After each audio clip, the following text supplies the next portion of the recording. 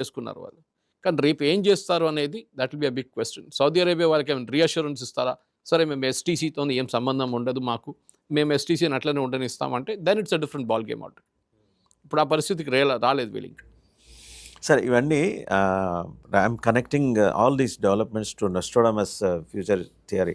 ఆయన 2026 బిగినింగ్లో ప్రపంచంలో అనూహ్యంగా ఒక భయంకరమైన యుద్ధం ఏర్పడబోతుంది. అందరూ అనుకుంటున్నది ఏంటంటే ఇప్పటిదాకా రష్యా ఉక్రెయిన్, ఇప్పుడు ఆయన ప్రెడిక్ట్ చేసినట్టు, అఫ్కోర్స్ ఈ సబ్జెక్ట్కి అది సంబంధం లేకుండా ఉండవచ్చు, కానీ మనం కనుక కలిపి చూస్తే అంటే చాలా మీడియా ఇది హైలైట్ చేస్తూ చెప్తున్నారు, నోస్ట్రాడమస్ గురించి చెప్తున్నారు.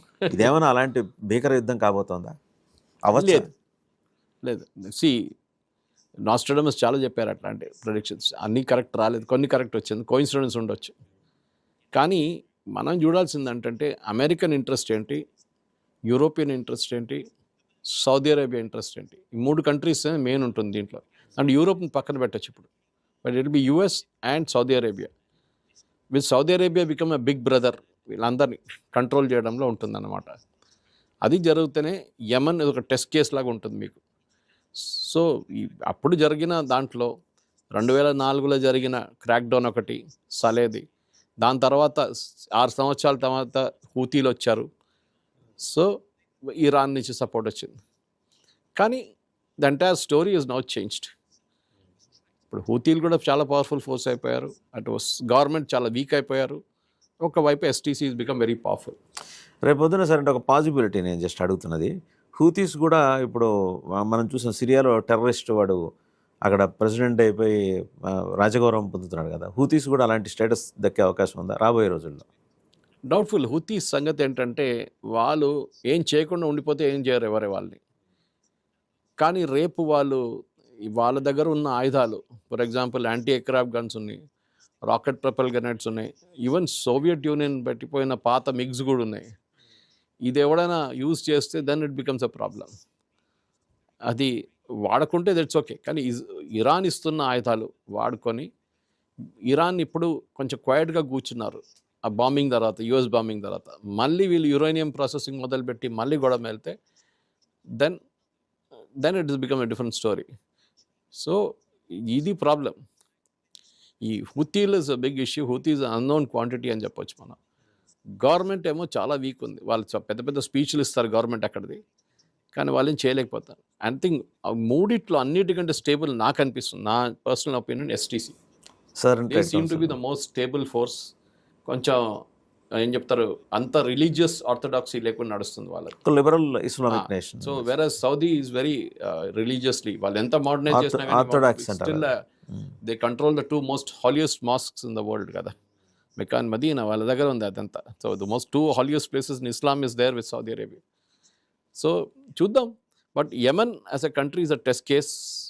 మిడిల్ ఈస్ట్లో లిబియాలో ఎంత ఇంట్రెస్ట్ లేకుండే, ఇరాక్లో ఎంత పెద్ద ఇంట్రెస్ట్ లేకుండే, ఈవెన్ లెబనాన్లో ఎంత పెద్ద ఇంట్రెస్ట్ లేకుండే, సుడాన్లో ఎంత పెద్ద ఇంట్రెస్ట్ లేకుండే, ఈసారి యెమెన్ మీద ఉంచినప్పుడు చాలా మటుకు ఒక ఇద్దరు గల్ఫ్ కంట్రీస్ కొట్టుకున్నారంటే, అండ్ ఇట్స్ అన్నోన్ థింగ్ అట్లా.